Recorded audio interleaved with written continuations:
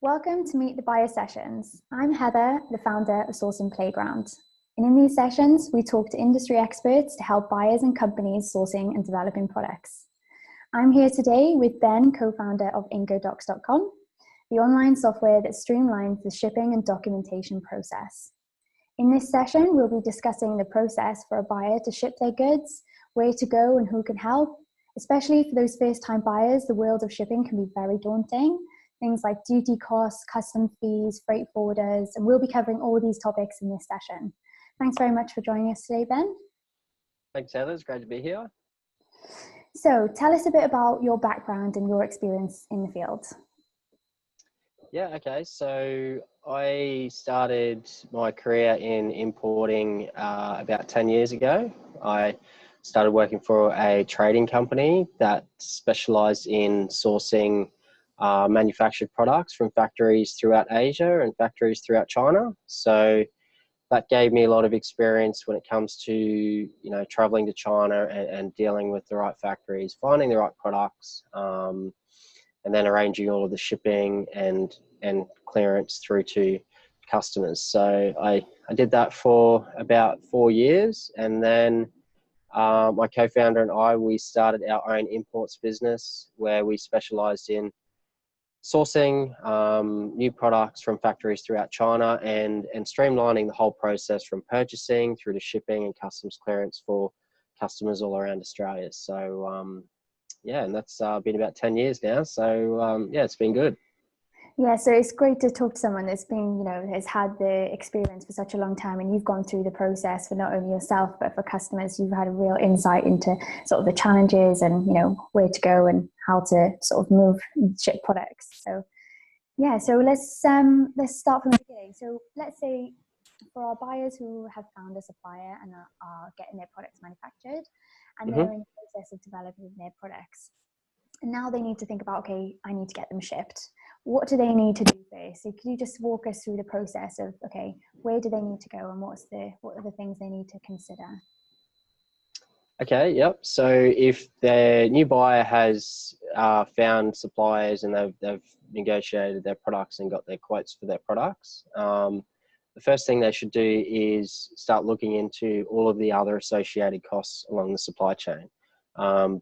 So I would recommend to meet with a freight forwarding company, and that freight forwarding company will be able to give you rates for the additional costs. And there are so many additional costs involved in the supply chain. It's important that you actually understand what they are so that you know that your actual landed cost of your product and if that works for your business. So I would recommend to find a freight forwarder and a good freight forwarder. There are different types of freight forwarders. There are very large companies that generally deal with large companies, and then there are medium-sized freight forwarders and then smaller freight forwarders. I suggest that you actually physically meet with a freight forwarder and understand, to give them insight into your business, tell them the products you're looking to import and explain as much as you can, and then they can get back to you with shipping costs. Amazing. So could you suggest, and when you going back to your point about calculating your costs involved, could you give us an understanding of, okay, how would a buyer calculate the shipping costs and what are the things they need to consider, and what are the ingredients and what they need to consider for the landed costs? Yeah, absolutely. And it's a very, very important part. And I would suggest that people completely understand their landed cost before going ahead with any new shipment or any new order. So as I mentioned, there are a lot of additional costs involved along the supply chain. And at first it can look quite confusing, but it can be easier to understand when you break it down into components. So firstly, you've been talking to your supplier and they've given you a quotation for products, say, for example, a 20-foot container of furniture products, and they've quoted you, say, FOB at Shanghai port, for example. That's the cost of your products. When you meet with a freight forwarding company, they will give you quotations for a lot of different charges. One part of that is the international sea freight. So that's from port to port. That's from the Shanghai port through to your port of delivery, wherever you are in the world. And then there will also be a lot of additional charges, and it can seem confusing. There can be a lot of line items, but there will be a lot of charges in your country of import, and they will be in your local currency. And then the other part to it is making sure that you understand your import duties that are charged on those products. They could be duty free, they could have 5% import duty, 10% or more. It's very, very important that you know that, because that affects your landed cost. And then the other part to it is the import taxes that are charged on those goods when they come in. So there's four main parts to the process: is your product cost, and your shipping sea freight cost is generally in US dollars. And then you've got your local, all of your local port handling costs, customs clearance, trucking, etc. That all of those costs will be in your local currency. So what you've got to do is take your product and shipping costs, know your actual exchange rate, and convert that to your local currency. Then you add your local port handling, customs clearance costs, all of those local charges.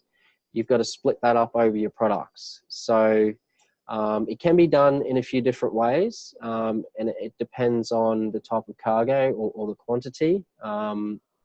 Say, for example, you've got 200 items of a dining chairs in a container. You can get the total of those additional costs and spread them out evenly over 200 items. If you're mixing items of different size, which you usually are, you'll have to work out the cubic measurement of each item, and as a total, take the costs of all those extra charges and split them out on a cubic measurement basis. And that can get quite technical, obviously. I mean, where would a buyer get all these measurements from? Is it something that they can talk to their freight forwarder or their supplier? How would they go about sort of calculating the measurements? It's always something that the supplier should provide you. So when you're in the sourcing process and your suppliers are giving you quotations for goods, it's important that you get the cubic measurement and weight of each product, so that you know which is greater. If your products weigh out, it maxes out the weight in the container, well then you can split up your additional costs by weight. But yeah, definitely your supplier should give you a cubic measurement of each item. That way you can get the total of all the additional costs and split them up evenly depending on how big they are.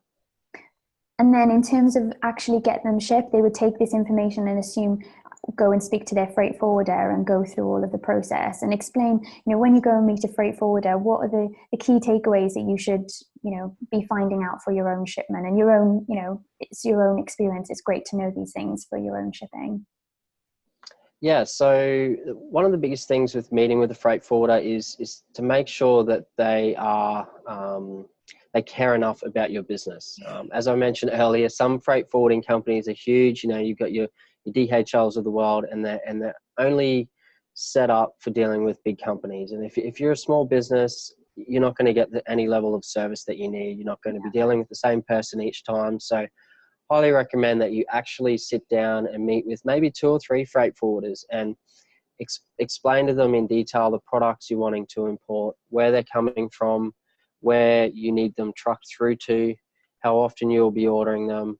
Ask them then about their rates for the sea freight, the shipping part, the rates for the local charges, and get that feeling for that person that you're going to deal with.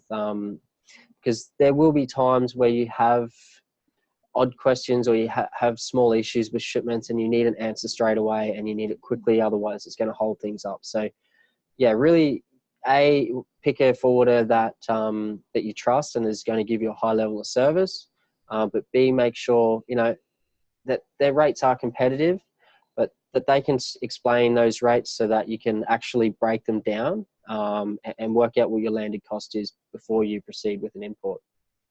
Yeah, that's so true about building a relationship. And I guess, it goes through into the whole sourcing development process, is that, spend time on building personal relationships with any company you're using is invaluable, I guess.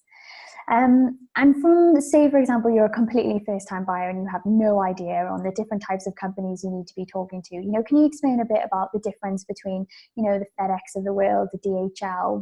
What differentiates these guys to things like freight forwarders, and who would I need to be talking to move actual products and shipments?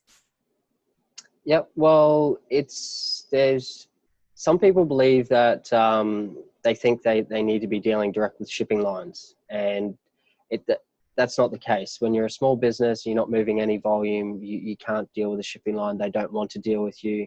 You have to deal with the freight forwarder, which connects the dots. They deal with everybody. They deal with the shipping lines and the customs clearance and the trucking, give you an all-in-one solution. As I mentioned, for the larger companies, the DHLs, if you're only a small business, you're not going to get that service. If you are a small business, there are medium-sized freight forwarders and even smaller freight forwarders that are only 3 or 4 people teams that provide really, really good service. So, yeah, it's a matter of just meeting with the right people and making sure that they care about your business and are going to give you that tailored service. And would you recommend having a freight forwarder? Say you actually would like to go with someone that's just a 3-man person.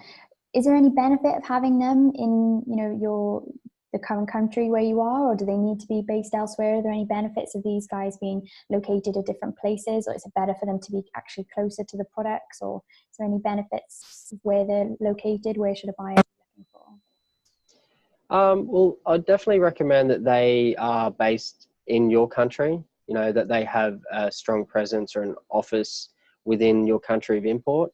It doesn't necessarily have to be down the road or even in your same city.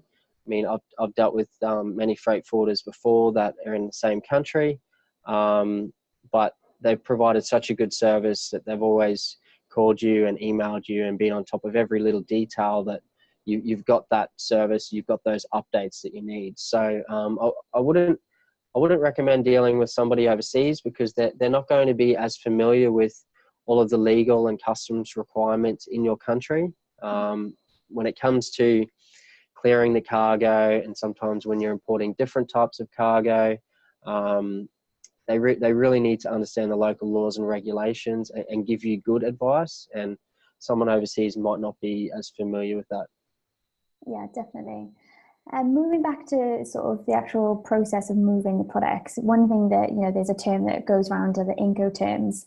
Could you explain for someone what they are? What are the sort of normal common trade terms that people should be aware of, and, give us an idea of what they mean and what they mean for a buyer? Yeah, well, Incoterms are an extremely important part of the process. And it's, in my opinion, it's one of the first things that new buyers should learn and understand how it works. You don't have to understand it in really finer detail, but at a high level. Say I'm an importer and I'm sourcing a 20-foot container of products. During that quotation and negotiation process, the supplier will give me pricing. But what does that pricing mean? Is that X works? Is that FOB? That's where the Incoterms come into it. So for example, 2 of the most common terms is X works, EXW. And what that means is that the supplier has given you pricing for their product, generally in US dollars, let's say, and that only covers the costs of the product until it leaves their warehouse. As soon as it leaves their warehouse, all of the additional local charges, export, customs clearance, freight, everything else afterwards is now the buyer's responsibility. So an Incoterm is at a set point where the goods legally, the risk and the transfer of ownership and the ongoing charges will transfer from the buyer to the seller. So X works is one of the most common terms. Also, FOB, which is free on board, is quite a streamlined Incoterm, which is very popular around the world. So in that case, the supplier will give a 20-foot container FOB price, free on board to, say, Shanghai port. And so what that means is that the supplier will cover all costs of the product, all of the internal costs in their country to get it export cleared, to get the containers delivered, to get the containers packaged and loaded, and loaded all the way up to the port and loaded on board the actual vessel for export. So then once that's done, legally, that risk then transfers onto the buyer. The buyer then owns the cargo, and the buyer is then responsible for the cargo and all extra charges after that point. So it's definitely one thing that you need to understand firstly, because you need to communicate that with your freight company. They'll need to know what Incoterm you're buying on, and I definitely recommend, if you can, is to get an FOB quote to their nearest port, and that will help you streamline a lot of the part of the freight process. I guess obviously this makes a massive difference on pricing. For example, you know, if a supplier is paying for extra shipping and shipping either way, free on board, as you say, or all the way to your front door, obviously that would take a hit on the pricing you get. So I guess a big point to our buyers is the fact that do your research, find out what responsibility you lie in. Obviously then you can negotiate pricing better. And then talking about, you mentioned about responsibility, which is really important actually, because there's things like insurance and different things along the shipping lines. Are there any things that buyers should be aware of, and what type of insurances they need? Do they need insurance, and where can they go to get this? Yeah, absolutely. I definitely recommend for the buyer to get marine insurance, but it does actually depend on that Incoterm that's agreed between the buyer and the seller. Right. It's very important that the buyer understands the Incoterm and when that point is that the risk transfers onto them, because some people overlook it and they purchase new products overseas and they forget to arrange the marine insurance, that they are liable for those products. If those products get damaged, if the container gets dropped, or the container gets destroyed or falls off the side of a boat, they're not going to get any money back whatsoever, and it actually puts them in a very bad position when it comes to insurance. So all shippers should reach out and find, again, in the case of a freight forwarding company, find a marine insurance specialist. I mean, not just any general insurance company. They're not going to understand marine insurance, if anything at all. So a marine insurance broker will understand your case. Sit down with them, tell them the Incoterm you're buying the goods on, explain to them your business, how often you'll be buying the goods, how you're shipping them in, where you need them delivered, and they will be able to give you a tailored pricing. Sometimes if you're not shipping huge volumes, they can give you once-off covers. But if you are shipping 4 to 6 shipments a year or more, they might recommend for you to get an annual marine insurance cover, which will cover it for the year. And I guess, there's so many different costs, as you mentioned before, about different custom tariffs and import costs, duty costs, and it can get a little bit overwhelming. And obviously, as you say, depending on what type of pricing you have will depend on the tax that you have to pay, basically.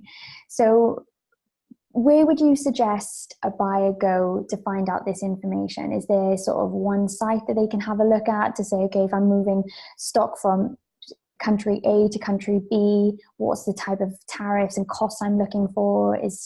What would you give as advice for someone looking at that process? Yeah, it's a very, very common question. People are trying to find this out all the time. And yes, the important thing to understand is that the import duty and import tax does vary absolutely for every single country. But the single common thing that is the same is the unique identifier of the product. So that is the harmonized tariff system code. It's either abbreviated as a HS code or a HTS code. And the importer will need to find out what that HS code of the product is. And there's a few ways they can do this. Online, I've come across a website called Harmonized Tariff Schedule, where you can type in a description of your products, and then it's a searchable database where you can classify the products and for yourself try and distinguish which category they fall under. But I'd highly recommend that you actually, and again, this comes back to meeting with a good freight forwarder, is speak to your freight forwarder about it, and they will generally have a customs department, a customs broker department, and those customs brokers are highly trained in identifying the HS code, and they will make that process a lot easier. So they'll be able to identify the code is the first thing. Once you've done that, they should come back to you and say, okay, for each product, this is the HS code, and this is the percentage of import duty that's applicable when you import it into the country. Mm-hmm. And it varies for every product. The import duty varies for every product. And I guess this is really important to do like right at the early stages, because obviously this dictates the pricing you're going to have, and I guess sort of how you negotiate with your supplier, I guess. Yeah, absolutely. It's before you do it, before you're even thinking about placing an order, you should definitely know this. I mean, I would, you can still source new suppliers and get pricing and quotes back from them, but as soon as you've got that, you've got to start looking into your landed cost. And as you say, that there are so many additional charges, and if you're not aware of them, I mean, you can't go in blind. I've talked to a lot of people in the past where they've just ordered goods from overseas. They haven't understood the Incoterm. They've received a container that's been held up at customs, and they've got Tax an to invoice pay. for. They've got, what are these taxes? Yeah. What are these duties? Yeah. What are these charges? And it's quite silly and quite naive of somebody to do that. But so you've got to understand your actual freight costs, the actual import duty, and how the tax is added to that at the end. So definitely do not go ahead with anything before you do that, and meet with a good freight forwarder that's going to help you through these processes. Biggest tip of the video: do all the calculations before ordering. That's the biggest point. You don't want a big tax bill when you've moved the stock into your country. So going back to the documentations, and when you're talking about ordering, obviously there's lots of different back and forths. You've got purchase orders and lots of different documents through the whole process. Can you explain them, and sort of what do they need to know beforehand? Is there anything they can prepare? And yeah, just walk us through that process. Yeah, absolutely. So in the inquiry stage, the suppliers will be sending you just basic quotations for their goods. That will include the Incoterms and that sort of thing. If you want to place an order, you can, the importer as a buyer, you should be sending a purchase order document to confirm your order, and then the supplier will send a pro forma invoice to request payment for that deal. The supplier will go away and manufacture the products, pack it, get it shipped. Once it's shipped, it's their responsibility to pass off to you, to the buyer, the shipping documentation as soon as possible. So that shipping documentation includes one, bill of lading, which is essentially a receipt, a proof of shipment that the goods have been actually loaded on board the vessel on this date and time, and it's a proven receipt from the shipping line. Two is a commercial invoice, which is a detailed invoice with the value of the products, generally the HS codes, and who it's being sold to. And then the packing list, which is a detailed document stating how those goods are packaged inside the container, either on pallets or crates or cartons or whatever. So they're the three main types of documents, but in any different case, there can be others. For example, a packing declaration is a document the supplier sometimes has to give to state the types of packaging materials that have been used inside the shipment. So that's to ensure that they haven't used any raw timbers or bark material that's been used in the packaging that can hold insects and hold disease in the country on the other side. No illegal stuff. No, exactly. So that's another document. And another important document which is becoming more and more popular now, is the certificate of origin. And that is a document the supplier will give to the buyer, which states that the products sold have actually been manufactured in that country of export.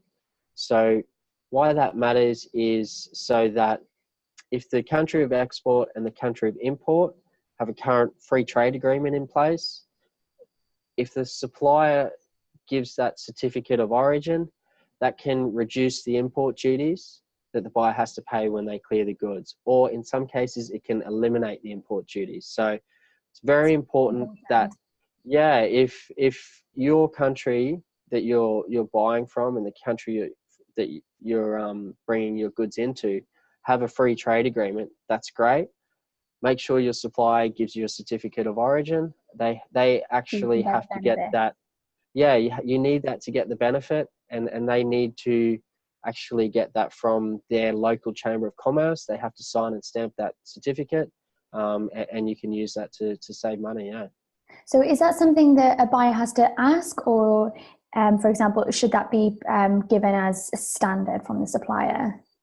No, you shouldn't assume that the supplier will give it to you, because that one factory can export to so many different countries that they're not aware of these free trade agreements all the time. I mean, they probably should be, but don't rely on them doing this. I mean, if you've met with your freight forwarder, they should be telling you this. You've got a free trade agreement, to make sure you ask your supplier for a certificate of origin. They should be familiar with how to get it, but if not, tell them to go to their local chamber of commerce and get that certificate of origin stamped. And is that that's per product and not for shipment, that the certificate of origin is on each product level? Is that correct?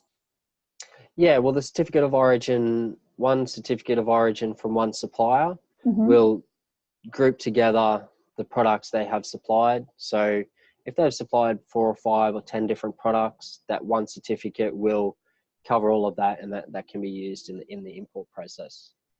And I guess obviously this is, the documentation process through the whole shipment can be quite confusing. It's quite long. And so this leads us into a bit about IncoDocs. So tell us a bit about what you guys do and how you can help in this process. Yeah, absolutely. So, I guess we created IncoDocs because through our own experience, through buying goods out of Asia, the whole shipping documentation part was broken.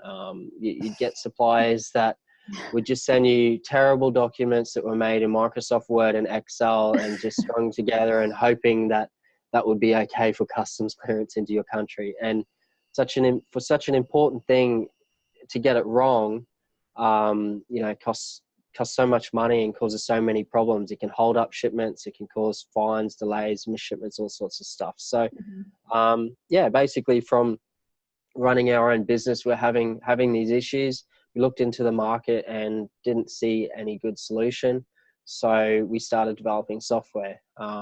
So that's what has become IncoDocs, and what it does is it allows importers and exporters to connect, to create compliant shipping documents, so that the documents you are creating or the documents your supplier is creating, they're actually to a set United Nations standard, that they are going to meet compliance. They're not going to cause problems when you try to clear them into your country.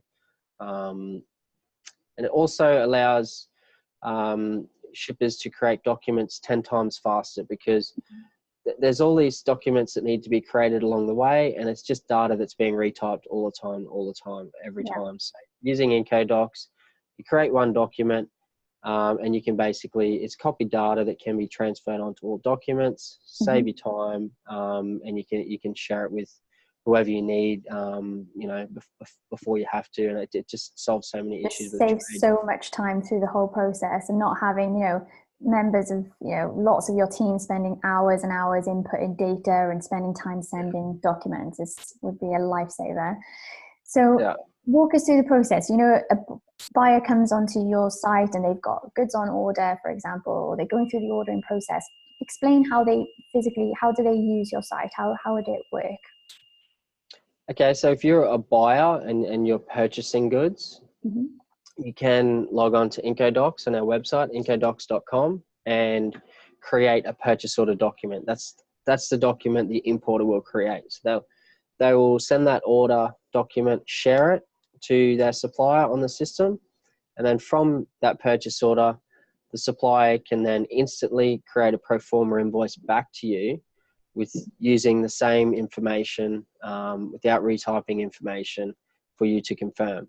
So then they'll get the goods underway, they'll start manufacturing the goods, and when the goods are shipped, the exporter, the supplier, they can log into IncoDocs again, where they're connected to your portal, and they can create all of the additional shipping documents they need to give you in time before that shipment arrives. So it's got benefits for both importers and exporters to get the documents created in time, and whoever's creating the documents can do them really quickly and know that they're doing them correctly.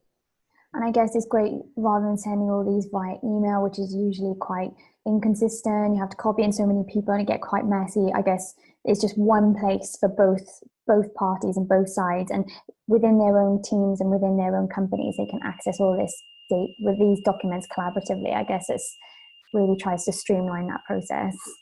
Yeah, absolutely. And that's what it's all about. It's all about storing everything in one place. Everything is lost over emails. I mean, email trails. People are wasting time searching for updates for shipments, searching for documents. And as at a company level, especially if you've got a lot of orders placed at the same time, the industry lacks a lot of visibility into where your orders are at, and just the manager has to keep asking people where it's at. Whereas they've got a shared login. They can log in, they can see the status of all their orders, they can access the shipping documents if they need, and they can see all the comments and updates about their shipments. And if somebody's sick and away in that company and is halfway through an order, there's nothing worse than somebody trying to pick up from where they were at. So it really gives company one secure place to store all their trade documentation.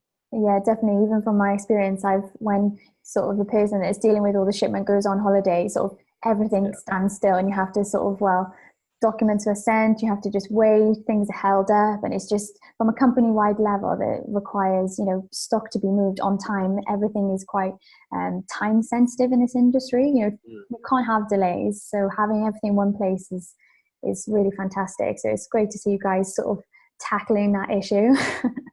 That's good. Yeah.